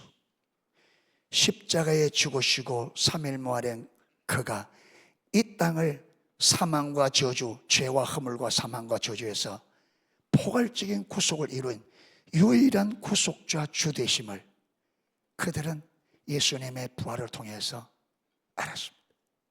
확신을 가졌습니다. 그래서 그들은 죽음을 불사하고 여러분 캐서레가 주가 아니라 예수가 주라고 외쳤습니다. 수많은 사람들이 여러분 이 고백 때문에 죽어갔습니다.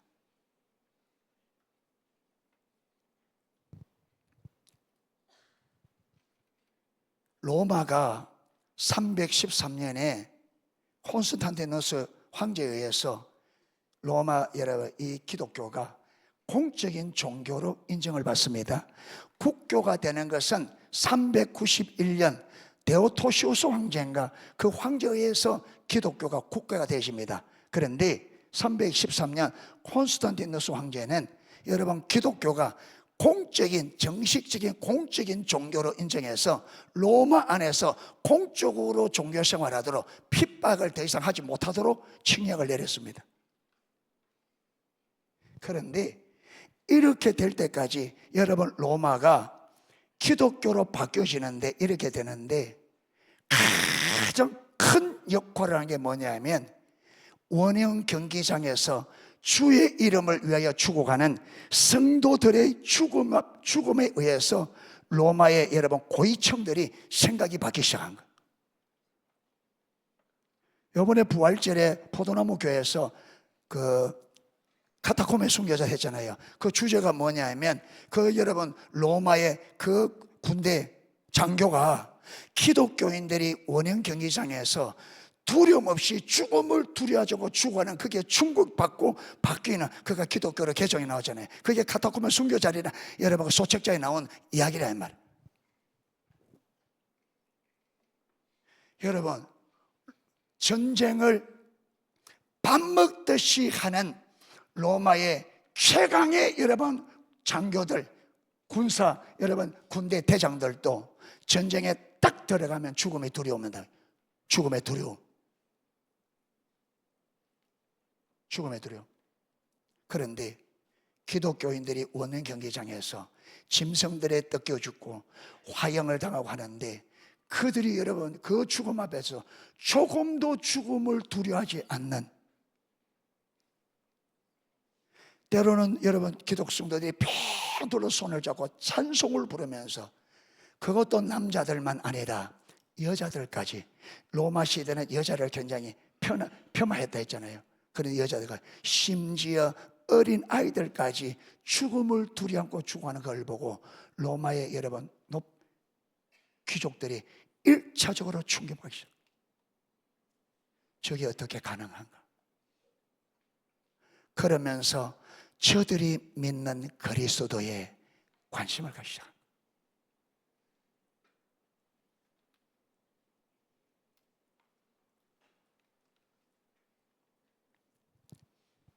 하나님은 주 대신 예수 그리스도께 절대 충성하는 성도들을 통해서 예수님 당신의 주이심을 로마에 나타내기 시작했습니다.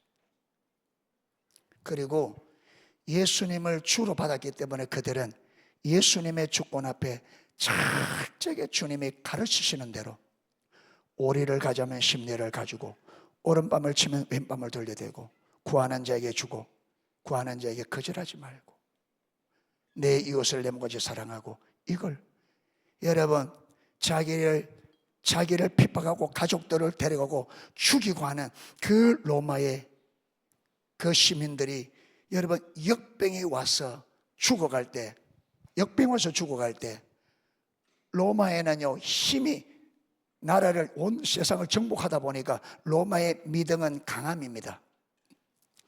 가족이라도 병들면 약하다고 그냥 길거리고 버려버리는 거예요.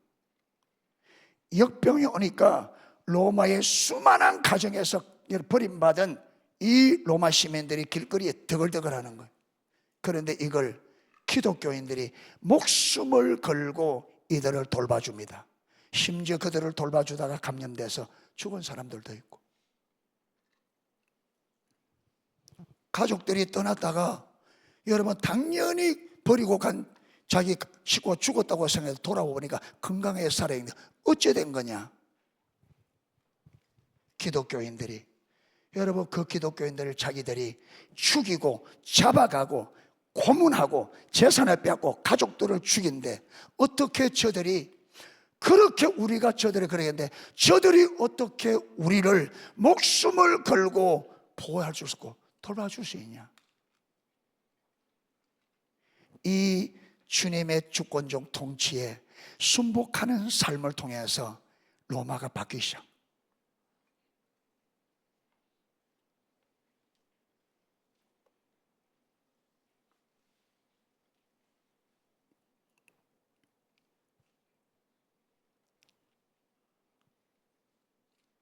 시간만이 없어서, 자, 성령이 공동체를 형성했는데요, 중요한 부분만 좀 읽겠습니다. 누가는 이 초대교회 어린 교회에 대해서 묘사할 때 세 가지 분명한 특질을 말합니다. 첫째는 이 글이 헌신입니다. 초대교회가 헌신. 이 새로운 공동체는 하나님 나라의 삶을 좀 더 많이 경험하기 위해 사도들의 가르침, 교제, 떡을 떼는 것, 기도에 헌신했고 이웃 사랑하는 데 헌신했습니다. 두 번째, 개인 구성원의 삶에서 그리고 전체 공동체의 삶에서 그리스도의 생명이 드러났습니다. 초대교회는 개인 성도와 교회 전체에서 예수의 생명이 그들이 나타난 거예요. 그리고 셋째, 하나님의 나라에 해방된 삶이 그 교회 안에서 좀 더 분명해짐에 따라 하늘에 오르신 주께서 구원받는 사람을 날마다 더하게 하셨다. 자, 이스라엘에 나타난 구원에 멸효된 이방인들이 자발적으로 하나님 백성에게로 나오는 것이다. 이스라엘에게 나타난 구원에 멸효된 이스라엘, 여러분, 초대교회 공동체에 나타난 구원의 매력에 매료되어서 자발적으로 하나님의 백성에게로 나왔습니다. 로마가 그들은 어떤 선교 활동의 결과로 신자가 된 것이 아니라, 선교 활동의 결과로 신자가 된 것이 아니라 오히려 하나님 백성이 내뿜는 삶의 매력에 그들이 이끌렸다. 신자 공동체의 삶은 하나님 나라의 빛을 발하고 그로 인해 사람들을 어둠에서 끌어냈다. 사도행전 대부분은 사도들의 증거로 가득 차 있다. 하지만 그 복음이 진리임을 확증하는 성령의 강력한 역사가 구체적으로 드러난 것은 공동체의 삶이었다. 사도행전에는 대부분 사도들의 증거로 꽉 차 있었는데, 복음이 진리임을 확증하는 성령의 강력한 역사가 구체적으로 나타난 것은 복음을 전하는 현장이 아니라 어디라고요? 성도들의 공동체의 삶에. 공동체 밖에 있는 점점 더 많은 사람들이 그들의 활기와 나눔에 매료되어 이 생명을 이미 소유한 이들과 함께했다. 사도들의 증거는 매력적인 생활 방식으로 복음이 진리임을 확증하는 공동체에 의존하고 있었다. 사도들이 복음을 전하는데 이 복음을 받아들이는 사람들은 사도들이 전하는 복음 때문에 받아들이는 게 아니고, 이 복음이 진리라는 것을 증거하는 공동체, 교회가 살아내는 삶을 보고 그 복음을 받아들였다는 거예요. 그러니까 여러분, 사도들이 전하는, 초대교회가 전하는 복음 전파에 그 복음을 받아들이게 만드는 것은 복음 자체가 아니라 이 복음이 진리임을 알고 그 복음의 진리대로 사는 초대교회의 삶에 의해서 그걸 받아들였다. 그러니까 초대교회가 빠르게 성장할 수 있었던 것은 사도들이 복음 전거를 많이 해서 그것보다는 공동체가 실제로 복음의 삶을 살았기 때문에, 그래서 여러분, 이방은 이 매력에 완전히 매료되어서 자발적으로 지금은요, 교회 오라고 교회 오면 선물도 주고 막 그러죠. 그런데 지금은 교회 안 옵니다. 그런데 초대교회는 교회에 들어오려고 하면 어떻게 돼요? 언제 죽을지 모릅니다. 목숨을 내놓아야 되고, 가족들을 다 잃을 각오를 해야 되고, 전 재산을 빼앗기고 핍박을 받을 거, 전부를 걸어야만. 그런데 초대교회는 빠르게, 역사기로 보면 빠르게 성장해, 빠르게. 예수를 믿으면 모든 것을 다 잃는 이 각오를 해야 되고, 실제로 그래야 되는 경우가 너무 많고, 그런데도 초대교회는 빠르게 성장해 갔다. 여러분, 이걸 가능케 한 게 뭐냐? 초대교회가 살았던 삶이에요. 예수님의 주되심을 확신하고 그분의 주권적 통치에 순복하는 삶. 아멘. 지금 예수님의 강림하심과 예수님의 다시 오심 사이에는 하늘에 오르신 성령님과 예수님과 성령님과 교회가 선교를 이루어야 될 시기다 그랬습니다. 우리는 지금, 저와 여러분은 지금 예수님 다시 오실 때까지 초대교회가 오막 초반이라 했잖아요. 그러니까 우리는 그 다음 역할을 해야 되는데, 이 오막 초반에 초대교회가 어떻게 살았다고요? 예수님의 주되심을 확신하고 그 예수님의 주되심에 모든 것을 그분의 주권에 절대적으로 충성했는데, 그 삶이 너무나 매력적이고 아름다워서 이 삶의 매력 때문에 여러분, 그 로마의 사람들이, 그 로마가 모든 것을 잃어버릴 각오로 하고 교회에 들어오기를 전혀 주저하지 않았다는 거예요. 그러면서 우리가 살아야 될 삶이 바로 초대교회가 살았던 그 삶을 우리가 살아야 된다. 이게 이 시점에서 저와 여러분이 살아야 될 삶이다, 이 말이에요. 그러면 우리에게 분명히 우리도 여러분, 예수님의 부활이 저와 여러분 확신해야 되고, 그분이 저와 여러분의 주 되심을 초대교회처럼 확신해야 됩니다. 그래야 사단은 이미 우리가 이 예수님의 주 되심을 전하지 못하도록 공적인, 여러분, 이 공적의 세상 내러티브로 딱 씌워서 온 세상 사람들이 교회에 대해서 여러분 안티 반응을 보이고 완전히 교회에 주눅을 들도록 우리가 입을 열어 예수님이 주라고 말 자체를 하지 못하도록, 말로 하려면요, 그거는 너희끼리 이야기니까, 우리는 그거 모르니까 공적 자리에서 하지 마라, 너는 사적인 자리에서 하지. 이래서 예수님의 주되심을 말도 꺼내지 못하게 한다.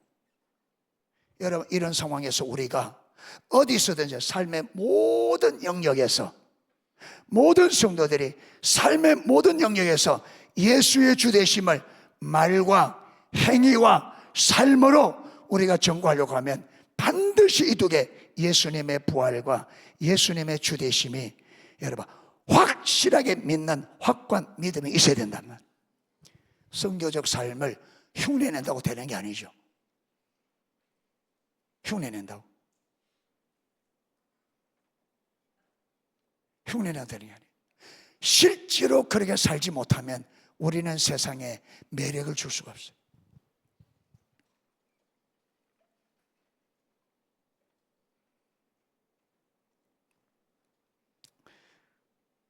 여러분, 초대교회에 있었던 이야기 하나만 제가 읽고 마치도록 하겠습니다.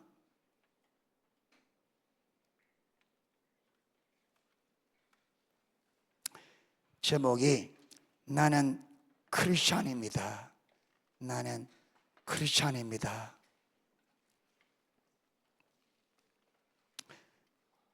AD 203년 3월 7일 북아프리카 카르타고에서 일어난 일입니다. AD 203년 3월 7일 카르타고에서 일어났던 이야기입니다. 페르페투아의 나이가 22살, 아기를 얼마 전에 낳아서 젖먹이 아기가 있습니다. 2살이네요. 22살 젖먹이 아기가 있는 엄마입니다. 그 여종 펠리스타스 와 크리스찬 형제 몇 사람이 함께 순교했습니다. 이 페르페투아는 귀족의 딸이고 그의 여종 펠리스타스, 이 여종도 나이가 비슷한데 이 종은 임신 상태입니다. 페르페투아는 로마의 귀족 집안에 출생했다. 부모님과 2 동생이 있었고 교육을 잘 받은 여인이었다. 결혼하여 젖먹이 아기를 가진 엄마였다. 기독교로 개종하여 교리 문답자였는데 초대교회는 여러분 자기 예수 믿겠다고 하면 3년 동안 교리 문답을 받습니다. 교리 문답 교육을. 그러니까 이 페르페투아가 교리 문답을 받고 있는 거 보면 3년이 안 됐어요. 예수님을 믿겠다는 지 3년이 안 됐어요.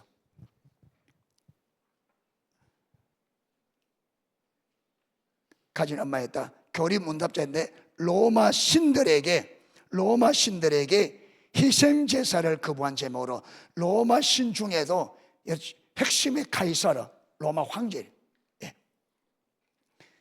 고대 북아프리카의 중심 도시 카르타고는 일찍부터 복음이 전파되어 교회가 세워지고 신학이 발전되어 터툴리안, 키프리안, 어거스틴 등의 신학자들을 배출한 곳이다. 2세기 초 로마의 황제 septimus severus, 이 septimus severus는 AD 193년에서 211년 동안 재위했던 로마 황제입니다. 그는 북아프리카 출신으로 마르쿠스 아우렐리우스 황제 때 군인으로 활약했다. 아우렐리우스 황제가 죽고 아들인 코모두스가 왕위에 올랐으나 암살된 후에 5명의 군인 황제들 사이에 벌어진 치열한 내전 끝에 승리하여 단독 황제가 된 인물입니다. 황제가 된 초기에는 기독교의 호의적이었으나 후에 칙령을 내려 로마 전역에서 유대와 기독교의 개종을 금지하고 기독교를 박해하기 시작했습니다. 세베루스의 박해는 최초의 조직적인 반기독교 운동으로 로마, 소아시아 비롯 북아프리카에 이르는 로마 전역의 많은 기독교인들이 잔인하게 처형되고 순교했다. 이때 페르페투아도 순교했다. 카르타고는 현재 튀니지의 수도 튀니스 부근이며 지중해 연안에 있다. 감옥에 갇힌 페르페투아는 자신 때문에 가족들이 겪는 고통에 괴로워했다. 딸을 너무나 사랑하여 신앙을 버리도록 설득하는 아버지에게 이렇게 말했다. 아버지, 이 꽃병을 보세요. 물병 혹은 무엇이라고 부르든지 간에 이것은 분명히 여기 있지요. 그래, 나도 보고 있다. 그것이 아닌 다른 이름으로 부를 수 있을까요? 그럴 수는 없지. 저도 마찬가지입니다. 내가 기독교인이라는 것 외에 다른 이름으로 부를 수는 없습니다. 경노한 아버지는 마치 눈이라도 찢어놓을 듯 달려들었지만 절망하면서 돌아갔고 며칠 동안 찾아오지 않았다. 그녀는 이렇게 말했다. 아버지가 방문하지 않는 것은 내게 위안이 되었다. 하나님께 감사했다. 또한 지하 감옥에서 공포와 고통 중에 젖먹이 아기를 향한 애끓는 모정을 이렇게 기록했다. 며칠 후 우리는 감옥에 수감되었습니다. 나는 공포에 휩싸였습니다. 전에는 그런 암흑을 느껴본 적이 없었어요. 정말 지독한 날이었어요. 지독한 날이었지요. 많은 사람으로 인해 감옥은 열기가 가득해 숨쉬기가 어려웠습니다. 군인들은 거칠게 대했어요. 그 모든 것보다 젖먹이 아기로 인한 염려는 더 큰 고문이었습니다. 가족들이 배가 고파 지친 아기를 데리고 왔을 때 나는 젖을 먹였습니다. 마음의 고통을 느끼면서 어머니와 동생들을 위로하고 내 아들을 잘 돌봐주도록 부탁했습니다.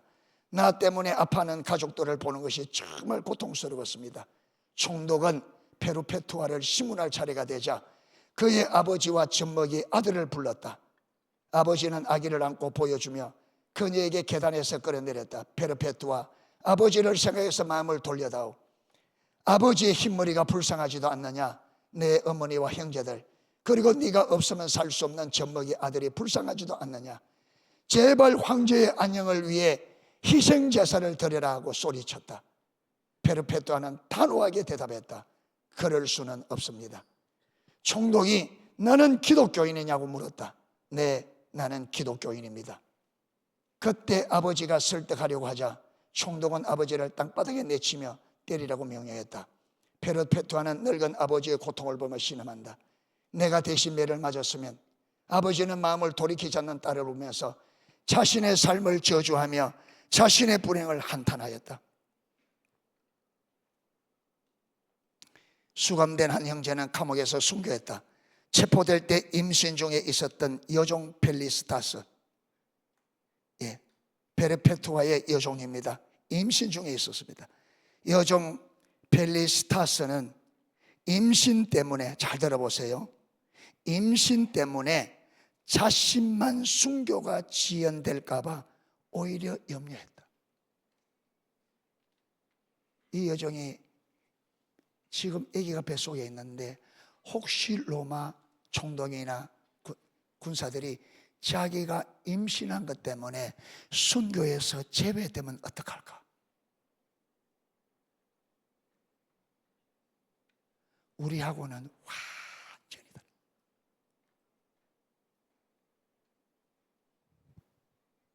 왜 이런 다른 차이가 나느냐? 여러분, 이게 그리스도를 주로 아느냐 모르느냐 차이예요. 그리스도를 주로 확신이 없는데 어떻게 이게 가능하겠어요?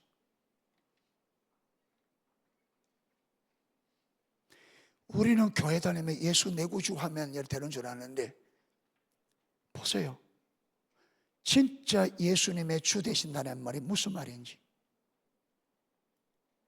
진짜 예수를 믿는 말이 무슨 말인지 우리는 택도 아닌 믿음을 가지고 믿음이라고 착각한다.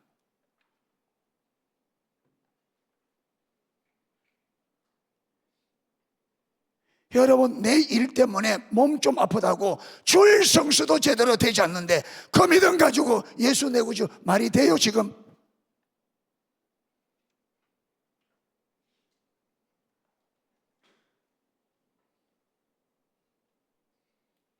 요셉이 그랬습니까? 다니엘이 그렇게 살았습니까? 사드락과 메삭과 아벤노가 그렇게 살았습니까?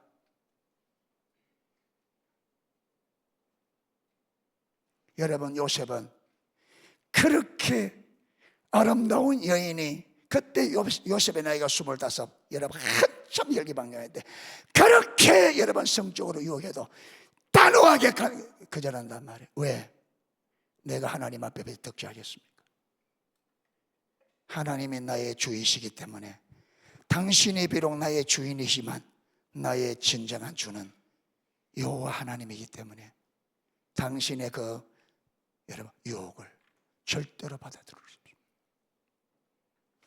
여러분, 우리가 세상에서 죄에 대해서 이렇게 단호하게 살아요? 이렇게 단호하게 사냐고요.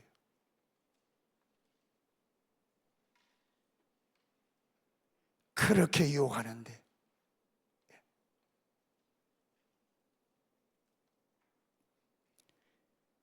여러분, 그렇게 바르게 살다가 억울하게 감옥에 들어가도 눈 하나 깜짝해요? 그렇게 억울하게 들어가는데 눈 하나 깜짝하냐고요. 왜? 하나님이 자신의 주시기 때문에. 왜 우리가 세상의 조그마한 문제에 요동을 치느냐? 내가 주인이니까.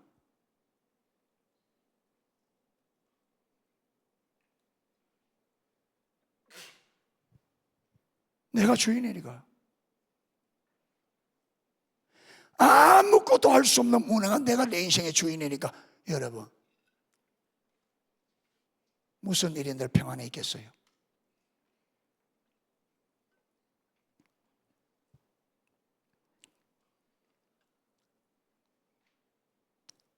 자신만 순교가 지연될까 봐 오히려 염려했다. 그러나 많은 기도 덕분에 그녀는 고통 없이 감옥에서 딸을 낳았다.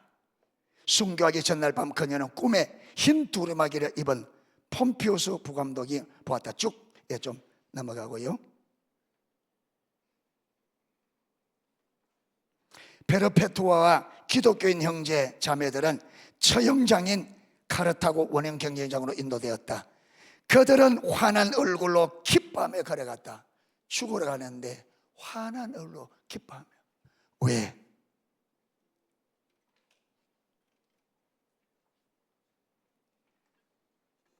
두려움은 없었다. 형제들은 포병, 멧돼지, 곰 같은 맹수의 공격을 받았다. 여자들은 야생 젖소의 공격에 처해졌다. 소에 받쳐 땅에 맺혀진 페르페투아, 소에 받쳐 땅에 맺혀진 페르페투아는 짓밟혀 쓰러진 펠리스타 시세에 다가가 손을 잡아 일으켰다. 그리고 모두가 이렇게 말했다. 믿음을 굳세게 지키십시오. 서로 사랑하세요. 여러분, 나의 고난 때문에 마음 상하지 마세요. 사형 집행자는 맹수의 공격으로 상처 입은 그들을 가운데 모았다. 그들은 서로 평화에 입맞춤을 했다. 형리는 그들을 칼로 찔렀다. 여러분, 여기서 이 이야기를 보면 여러분 이들의 죽음을, 순교를 바라보는 사람들이 그들이 순교하는 모습보다 더 큰 충격을 받는 게 뭐냐면, 주인이 종과 손을 잡고 주인이 종과 입맞춤을 한 여기에 더 큰 충격을 받았답니다. 그 당시에 종과 주인은 여러분 하늘 같은, 어디에서도 볼 수 없는, 듣지도 못하고 보지도 못한, 듣도 보도 못한 주인과 종이 완전히 하나 되는, 이게 어떻게 가능했어요? 예수님을 주라고, 예수님의 주 되심을 실질적으로 알고 확신하는 믿음에서 나온 삶입니다. 아멘. 우리가 예수님의 주 되심이 확신해야 우리에게도 이 삶이 나옵니다. 왜 안 되느냐? 왜 조그마한 일에 분통이 터지고, 왜 조그만 일이라냐? 내가 주인이니까.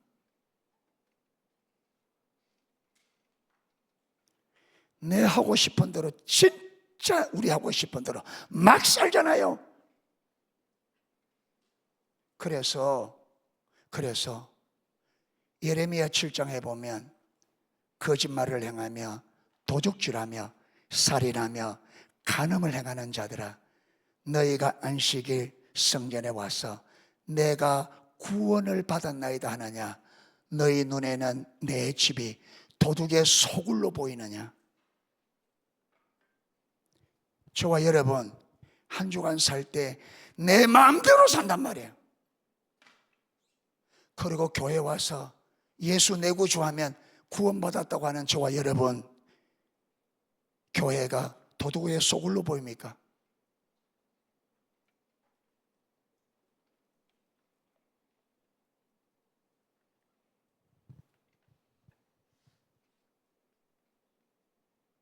교회가 도둑의 소굴로 보여요? 여기서 무조건 예수 내 구주만 다 된 거예요? 그러면 이들은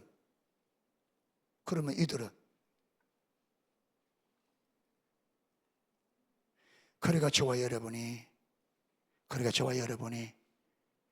신앙이 뭔지 모른단 말이에요. 예수님의 주되심을 모르고 믿음이 뭔지 전혀 모른 채 교회만 왔다 갔다, 마치 시계추가 왔다 갔다 하는 것처럼 의미 없나? 이걸 두고 구약에는 너희가 내 마당만 밟을 뿐이라, 그때만 그리가 아니고 지금 우리가 그 삶을 살고 있다. 그래서 이번 수련회를 통해서 저와 여러분들이 믿음이 뭔지, 예수님의 주시다는 말이 어떤 의미인지가 비춰줬으면 좋겠습니다. 성경이 말하는, 하나님이 말하는 믿음이 뭔지 비춰줬으면 좋겠습니다. 아멘. 예, 찬양을 하겠습니다. 예, 조금 늦었지만 마지막 저녁인데, 예, 찬양 하나 하고 우리가 짧게라도 기도 시간 좀 갖도록 하겠습니다.